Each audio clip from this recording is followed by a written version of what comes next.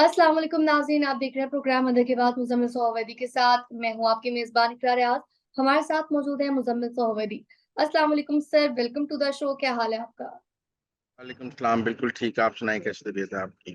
मैं ठीक हूँ, अल्लाह पाक का शुक्र है सर। सबसे पहले आज तो आपसे ये जानना चाहेंगे, हमारे नाज़रीन भी और मैं भी ख़ास तौर पर, कि जो हुकूमत है वो अब क्या करेगी?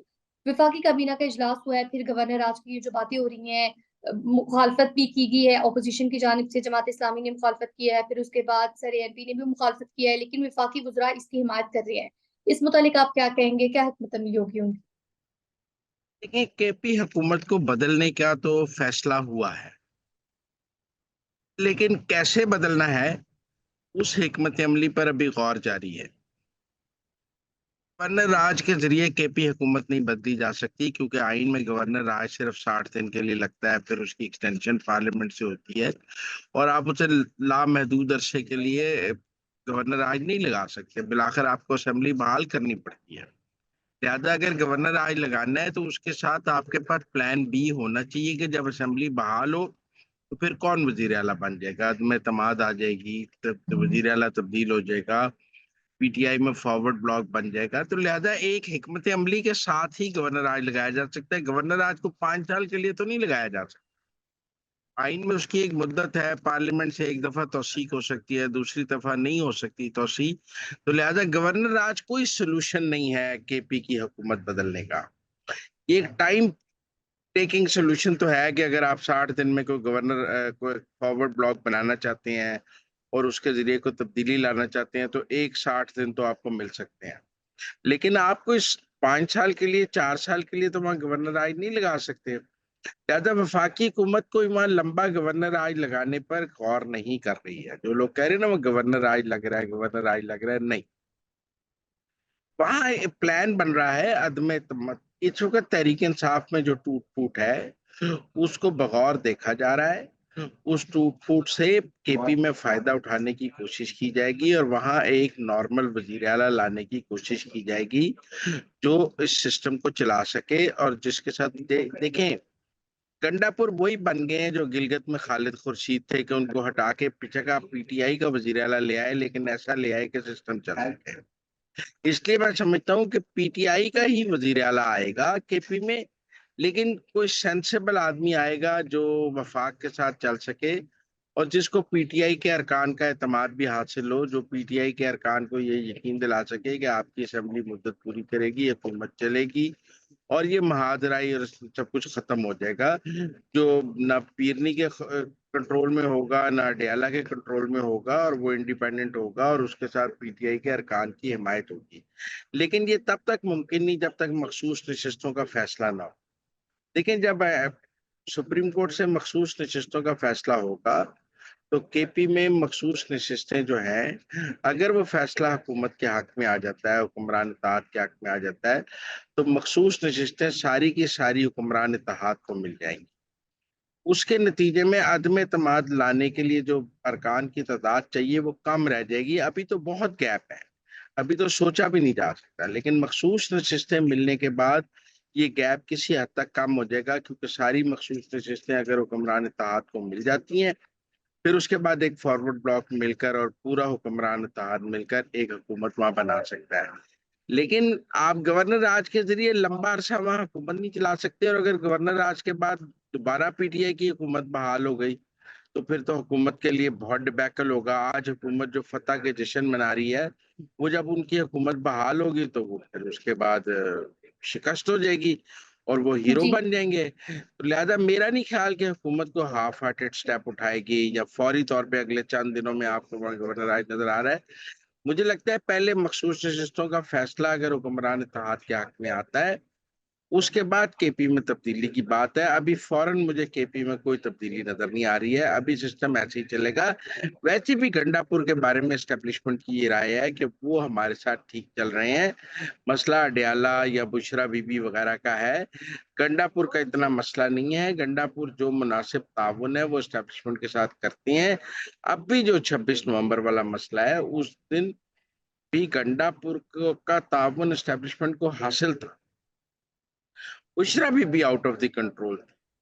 एस्टेब्लिशमेंट की ये राय नहीं है कि गंडापुर 26 नवंबर को आउट ऑफ द कंट्रोल थे, बल्कि उनका ख्याल है कि गंडापुर तो उनकी मदद कर रहे थे। मसला बुशरा बीबी का था।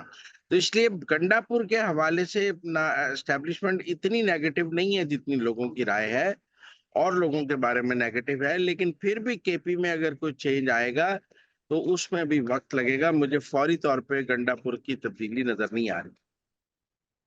सर आगे बढ़ेंगे और बात करेंगे कि अब जो पाकिस्तान तहरीके इंसाफ है, उनकी फाइनल कॉल तो हमने देख ली। फिर उसके बाद पाकिस्तान तहरीके इंसाफ के अंदर से ना अब इख्तलाफात नजर आ रहे हैं। लोग कुछ इस तरफ है, कुछ उस तरफ है, फॉरवर्ड बैकवर्ड ब्लॉक भी बन रहे हैं। उसके बाद ये भी कहा जा रहा है कि वो लोग जो जिन्होंने लीड करना चाहिए था, जैसे कि सलमान अकरम राजा हो गए, फिर बैरिस्टर गौहर हो गई, इन्होंने क्यों लीड नहीं किया। और जो आलिया हमजा उनकी जानिब से कहा गया कि एक व्हाइट पेपर लाया जाए, इस मुतालिक आप क्या कहेंगे? ये पहली बात तो आप समझें कि इस वक्त इख्तलाफात हैं बुशरा बीबी और गंडापुर के दरमियान। इस वक्त जो नाकामी हुई है उसकी लड़ाई चल रही है बुशरा बीबी और गंडापुर के दरमियान। गंडापुर अभी मानसहरा ही है। बुशरा बीबी आज हेलीकॉप्टर पे उमर यूब के साथ पेशावर चली गई हैं। बुशरा बीबी की बहन मरियम बट्टू का ये बयानात कि जी गंडापुर ने उनको हफ्से बेजा में रखा हुआ है, उनको जाने नहीं दे रहे। तो इख्तलाफ जो बड़ा चल रहा है पार्टी में वो बुशरा बीबी और गंडापुर के दरमियान। और बुशरा बीबी और गंडापुर के दरमियान जो इख्तलाफ है वो आगे जाके बहुत सीरियस भी हो सकता है अगर उसमें कोई इंटरवीन ना हुआ। क्योंकि आप देखें बुशरा बीबी के पास अब रहने को कोई जगह नहीं। वो जो ही इस्लामाबाद आएंगी गिरफ्तार हो जाएंगी। बल्कि उनको तो के पीछे भी गिरफ्तार की करने की कोशिश की जाएगी।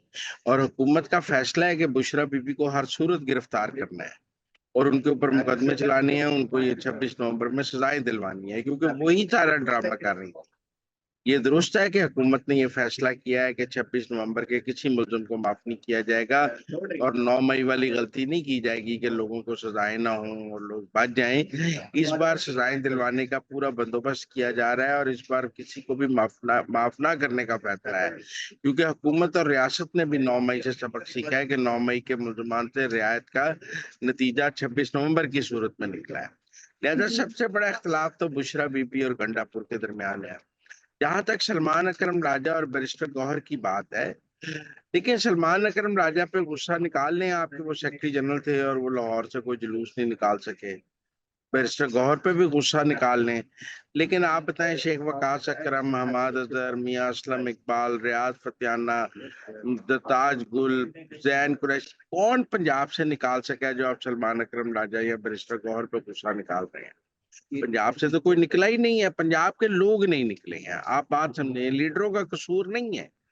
पंजाब से कारकुन मजीद किसी एहतजाजी सियासत के हक में नहीं है। उसने जी नौ सर, मई को बहुत सफर कर लिया है और वो मजीद मार खाने के लिए तैयार नहीं है। वो बल्कि पार्टी को कह रहे हैं सुकून करो। अगर आप पंजाब की तहरीक इंसाफ के कारकुन की आवाज सुनना चाहते हैं तो वो कह रहा है कि ये एहतजाजी सियासत धरने बंद करें और आम की सियासत करें। मैं मजीद मार खाने के लिए तैयार नहीं हूँ। केपी के तो कारकुन को मार ही पहली दफा पड़ी है ना। उनको तो 9 मई के बाद भी मार नहीं पड़ी उस तरह जिस तरह पंजाब के कारकुन को पड़ी है। तो पंजाब के कारकुन को सुकून आ गया हुआ है।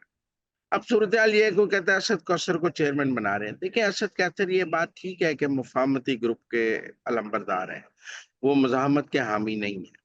लेकिन असद कैसर की मुफाहमत पहले भी का नाकाम हुई थी, अब भी नाकाम होगी, क्योंकि जब तक बाहर लोग बैठे हैं तब तक अंदर तो मुफाहमत हो ही नहीं सकती। गालियां तो बाहर वाले लोग निकाल रहे हैं। आज बैरिस्टर गौहर, ये सलमान अकरम राजा को भी अंदर से तो कोई गालियां नहीं निकाल रहा। साहबजादा हामिद रजा को, सबको बाहर से ही गालियां पड़ रही है ना।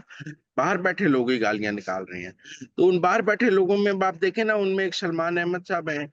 वो बुशरा बीबी पर इल्जाम लगा रहे हैं कि बुशरा बीबी आईएसआई के साथ मिल गई है और वो इमरान खान को कत्ल करवाना चाहती है और पार्टी पे कब्जा करना चाहती है। आप मेरी बात समझे, तो ये जो इस वक्त पीटीआई में एक घड़मस पच गया है, लड़ाई मच गई है, हर कोई एक दूसरे से लड़ रहा है, उसकी वजह से पार्टी का शिराजा बिखर गया है। मुझे नहीं लगता इस वक्त कोई अब देखें ना, आप बैरिस्टर गौहर के खिलाफ हैं सारे। भाई जब आप डमी प्रेसिडेंट लाएंगे, चेयरमैन लाएंगे, तो वो डमी होगा ना। वो कोई वाइब्रेंट लीडर तो नहीं होगा। बैरिस्टर गौहर को आपने इसलिए लगाया था कि वो आपका अंगूठा छाप था। जो आप बडियाला से कहते थे बैरिस्टर गौहर मान लेता था, वरना कोई कानूनी चेयरमैन होता और वो ताकतवर चेयरमैन होता है वो अडयाले वाले को कहता है तुम्हारा क्या तल्लक है पार्टी के साथ, चेयरमैन तो मैं हूँ, मुझसे कैसे निकाल सकते हो। इसलिए जब आप डमी लोग लाएंगे तो डमी लोगों की कोई हैसियत नहीं होती, वो कमजोर लोग होते हैं। आप कमजोर लोगों को लाते हैं तो कमजोर लोग तो ऐसे ही होते हैं। लेकिन मैं ये समझता हूँ कि जैसे 9 मई के बाद तहरीक इंसाफ को थी, वैसे 26 नवंबर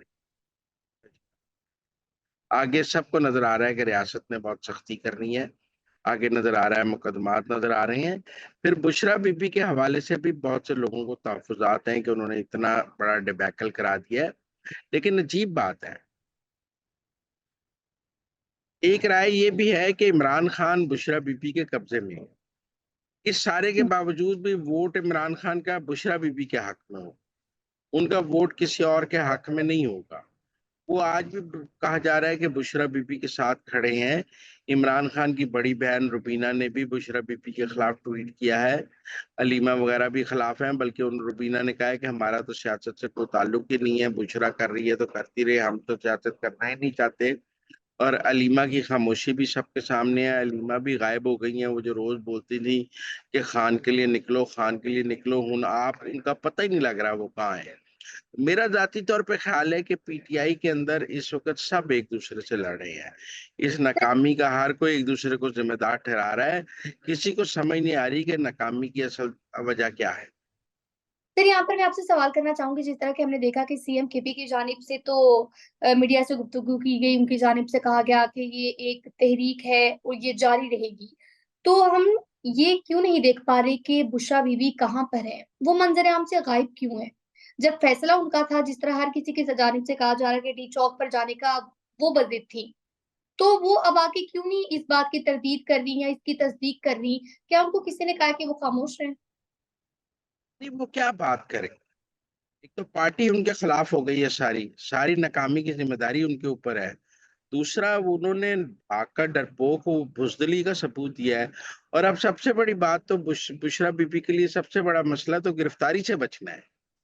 लेकिन आज जुमेरात मुलाकात का दिन था, वो इमरान खान को मिलने अडयाला तो नहीं गई, उन्हें पता था मैं इस्लामाबाद जाऊंगी तो पकड़ी जाऊंगी। आज वो हेलीकॉप्टर से मानसारे से उमर यूब के साथ पेशावर गई हैं, लेकिन गंडापुर उनके साथ नहीं गया है, उमर यूब उनके साथ गया है। लेकिन अब सूरत हाल ये है कि बुशरा बीबी अभी भी सियासत से पीछे हटने को तैयार नहीं है। लेकिन उनके से बहुत बड़ी गलती हो गई है डी चौक से भागने की। अब वो उसको कवर करने का कोई तरीका ढूंढ रही है जो अभी तक तो उनको नहीं मिला है। लेकिन मैं ये समझता हूँ कि बुशरा बीबी के पास अभी कहने के लिए कुछ नहीं है, वो अपने पत्ते सीधे कर रही हैं। एक तो उन्होंने गिरफ्तारी से बचना है। उनको ये पता है कि अब वो ना इस्लामाबाद जा सकती हैं इमरान खान को मिलने, ना वो पंजाब जा सकती हैं। केपी के पिछाड़ सीएम हाउस के अलावा उनके पास कोई जगह नहीं है। मुसीबत यह है कि वो और चंद दिनों तक इश्तिहारी हो जाएंगी और प्रोक्लेम्ड ऑफेंडर हो जाएंगी, क्योंकि उनके वारंट पहले ही निकले हुए हैं। और उसके बाद मतलब ये खतरा है कि उनको केपी हुकूमत खुद ही गिरफ्तार ना करा दे केपी में से, तो वो क्या करेंगी। तो इसलिए इस वक्त तो बुशरा बीबी को अपनी जान के लाले पड़े हुए हैं। और उनका सबसे बड़ा मसला ये है कि उन्होंने देखे ना, जो औरत डी चौक से भाग गई है वो गिरफ्तारी से डरती है तो भाग गई है ना। तो वो बुजदिल है तो भाग गई है ना। तो अब वो गिरफ्तारी से बचने के लिए केपी में अपना ढूंढ रही है। ऊपर से उसकी गंडापुर से लड़ाई हो गई है, सीएम उसके खिलाफ हो गया है। और 2 दिन मानसारा रहने के बाद आज वो गंडापुर के बगैर पिशावर चली गई है। इस वक्त बुशरा बीबी के लिए सबसे इंपॉर्टेंट बात गिरफ्तारी से बचना है, और उसके लिए वो कुछ भी कर सकते। फिर यहाँ पर आपसे पूछना चाहूंगी, जो साहिबजादा हामिद रजा ने इस्तीफा दिया है, उसकी क्या वजह है? फिर हमने देखा कि सलमान अकरम राजा ने भी अपनी जो पार्टी नशस्त है उससे इस्तीफा दिया है। इन इस्तीफों को आप कैसे देखेंगे? क्या अभी और भी इस्तीफे लाइन में है? लेकिन इस वक्त पीटीआई का जो ओवरसीज सोशल मीडिया है ना, वो इन सबको गालियां निकाल रहा है। वो इनके नाम लिख लिख के इनको गद्दार कह रहा है, साहबजादा हमजदा सलमान अकरम राजा, इनकी कोई इज्जत नहीं रही। पीटीआई का सोशल मीडिया जो मुखालफिन को गालियां निकालने के लिए बनाया गया था, वो आज अपने लीडरों को गालियां निकाल रहा है। पीटीआई के ट्रॉल्स, पीटीआई के आप ट्विटर स्पेसेस सुन लें, उनमें इन लीडरों को माँ बहन की गालियां निकाली जा रही हैं और इनकी शदीद बेइज्जती की जा रही है। अब ये अपने ही लीडर अपने ही कारकुनों से गालियां खा रहे हैं। ये आप ये लोगों को कहते थे जी नून लीग वाले अवाम में नहीं निकल सकते, आज सूरत हाल ये है कि पीटीआई के ये लीडर अपने पीटीआई के कारकुनों के दरमियान नहीं खड़े हो सकते। नून लीग के लोग अपने कारकुनों में तो खड़े हो सकते हैं ना, उनके कारकुन तो उनके नारे लगाते हैं। ये पीटीआई के ये सारे लीडर मैं पीटीआई के कारकुनों के दरमियान खड़े होकर कहते हैं, इनके कारकुन इनको गद्दार कह रहे हैं। आप कुदरत की सितमजरीफी देखेंगे, इनमें से कोई भी अब अपनी पार्टी का कोई कन्वेंशन नहीं कर सकता, पार्टी का कोई इजलास नहीं कर सकता, इनके कारकुन इनका सर फाड़ देंगे। ये अपनी पार्टी के आज खुद गद्दार हो गए, ये क्या सियासत करेंगे? ये अपने डेरे पे बैठेंगे, लोग इनको जूतियां मारेंगे। तो इन सब की सियासत जो है एक बंद गली में आकर तबाह हो गई है, और ये अपनी इस्ते बचाने के लिए इस्तीफा दे रही हैं। इनकी अब क्या इज्जत रह गई है सियासत? इनको जितनी पीटीआई से गालियां, ये पीटीआई में है और पीटीआई से गालियां खा रहे हैं। इनके इनकी किस्मत देखे, ये जिस पार्टी के एमएनए है, जिस पार्टी के लीडर है, उस पार्टी से गालियां खा रहे हैं। ये इनका इनकी टोटल सियासत रह गई है। तो नाज़रीन, ये थी आज के अंदर की बातें। आपसे मुलाकात होगी अगले प्रोग्राम में। तब तक के लिए आप हमें दीजिए इजाज़त। अल्लाह निगहबान।